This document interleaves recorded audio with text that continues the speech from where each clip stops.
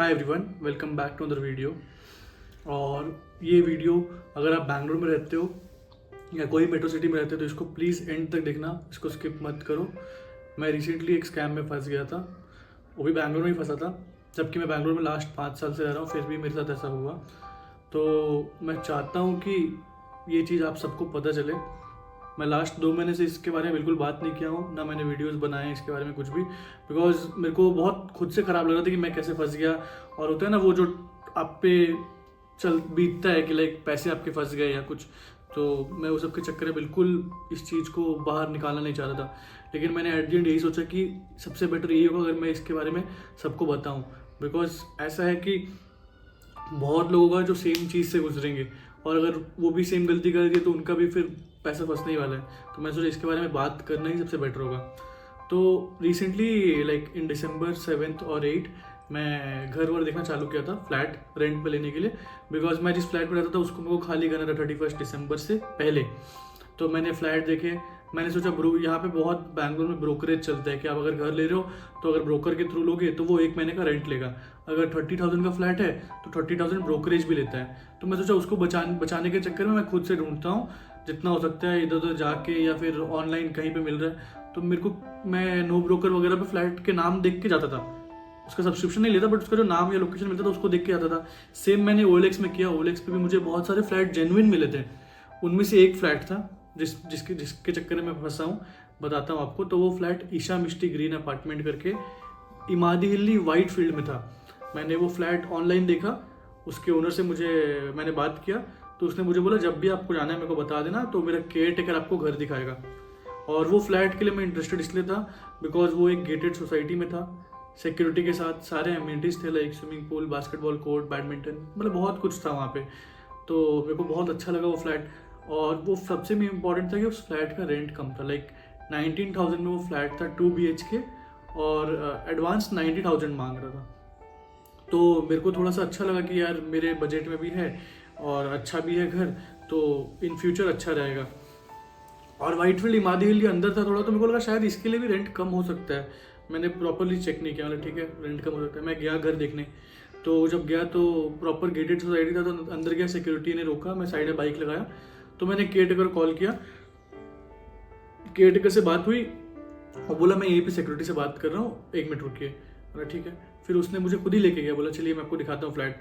तो लेके गया सोसाइटी में अंदर, फ्लैट की उसके पास थी, फ्लैट खोला उसने, फिर फ्लैट मुझे दिखाया प्रॉपरली और सब कुछ बता रहे कि ये ऐसा है वैसा है। फिर बोल रहा है कि ओनर के पास बहुत सारे आइटम्स है, फर्निश्ड आइटम, लाइक उनके पास AC, TV, ऐसे ऐसे आइटम्स है, वॉशिंग मशीन वगैरह, आपको चाहिए हो तो आप उनको बोल देना, वो आपको दे देंगे, उनके पास सब आइटम है। मैं बोला ठीक है।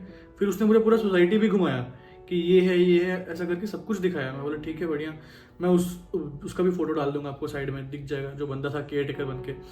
तो मैं बोला बढ़िया है। फिर उसने मुझे बोला कि आप ओनर से बात कर लो, मैंने घर दिखा दिया हूँ। बोला ठीक है। मैंने ओनर को फिर घर जाके कॉल किया, तो उस मैसेज किया, तो उसने वही बोला कि एक और फैमिली देख के गया घर, अगर आप इंटरेस्टेड हो तो मुझे आज ही आपको कुछ एडवांस देना पड़ेगा वरना घर फिर जा सकता है।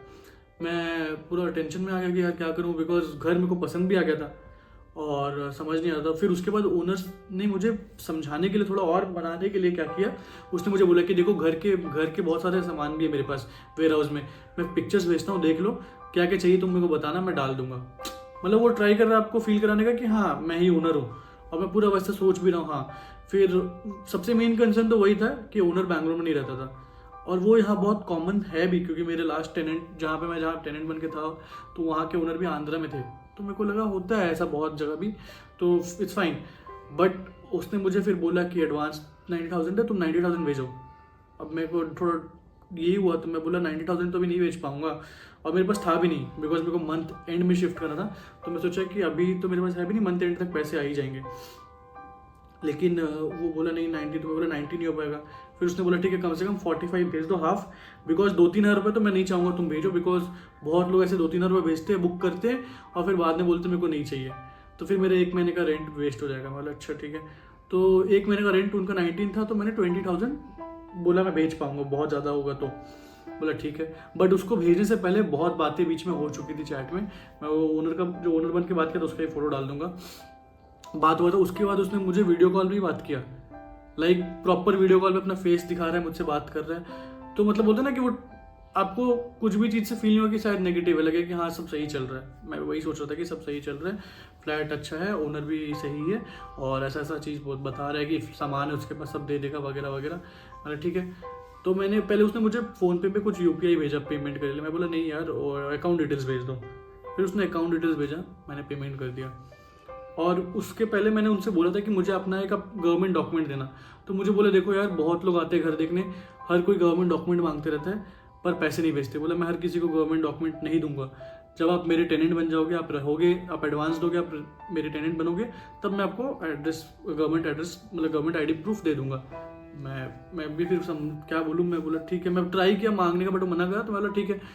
तो मैं एडवांस फिर भेजता हूँ। मैंने 20,000 रुपीज़ किया उसको अकाउंट ट्रांसफ़र, और ट्रांसफ़र करने के बाद मैंने उसको बोला प्रूफ भेजने, ID प्रूफ।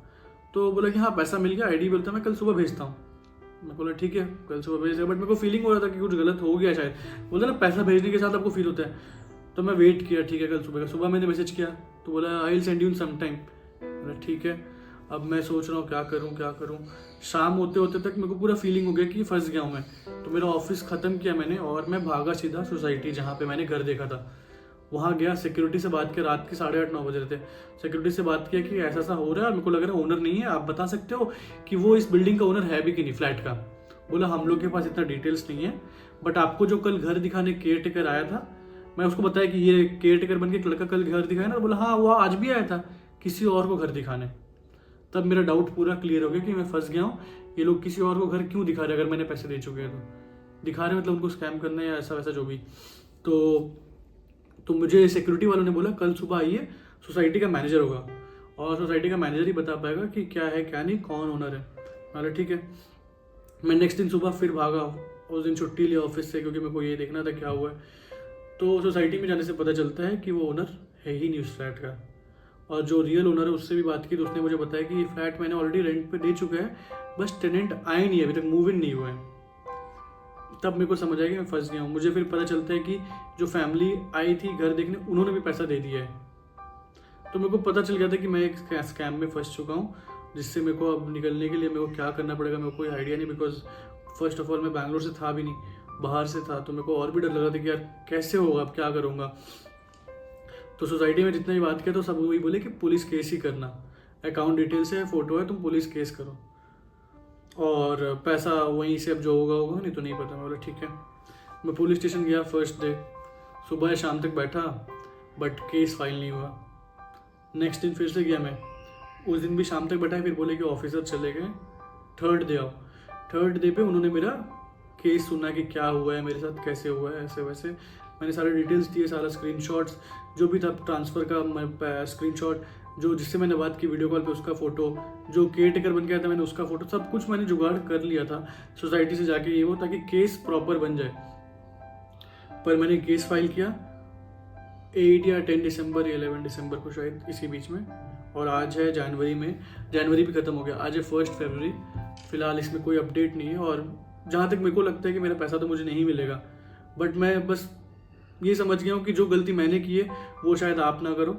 जिनको भी फ्लैट लेना है, ख़रीदना है, देखना है कहीं भी, बैंगलोर मेट्रो सिटी, कोई भी मेट्रो सिटी में आप हो, तो मैं बोलूँगा प्लीज़ या तो ओनर से फेस टू फेस मिलो, या ओनर के कोई रिलेटिव होने चाहिए जिनको आप जाके देख सकते हो कहाँ रहते क्या है, आपके पास डिटेल्स होना चाहिए।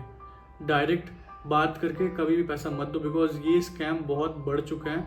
और मैं जहाँ तक मेरे को पता चला, इनका एक ग्रुप है जो ऐसा ये करते हैं कि लाइक एक सोसाइटी पकड़ते हैं, वहाँ पे कौन सा घर खाली है वो दिखा के पैसा लेना, फिर दूसरी जगह मतलब वो चाबी वाबी कैसे बनाए, that's a very different question. Because मेरे को पता चला कि वो चाबी उनके सामने वाले घर पे था, और वो केयर टेकर बनने वाले बंदे को पता था कि चाबी सामने वाले घर पे, और वो अंदर घुस के बोलता है कि मैं ब्रोकर हूँ, मेरे को घर दिखाने आया हूँ। तो it's a big scam, I don't know how it is happening. तो अगर आप ये वीडियो देख रहे हो तो प्लीज़ बी अवेयर, और इसको शेयर करो हर किसी के साथ, ताकि सेम चीज़ आप लोग में से आपके साथ ना हो, या आपके किसी फ्रेंड के साथ ना हो। तो बस यही हुआ था मेरे साथ रिसेंटली बैंगलोर स्कैम, जिसकी वजह से मैंने वीडियोस नहीं बनाई बहुत टाइम तक, बट मैं ट्राई करूँगा इसके बाद अब वीडियोस बनाने की, और वीडियोस अब डालूंगा भी रेगुलरली। तो thank you so much for watching, अगर आपको ये वीडियो अच्छा लगा हो तो प्लीज़ लाइक करें। अगर आपके साथ भी ऐसा कुछ स्कैम हुआ है या कुछ भी आपके पास डिटेल्स है तो ज़रूर कमेंट में ऐड करना, मैं भी देखूंगा क्या हुआ है। Thank you so much for watching, see you again in another video.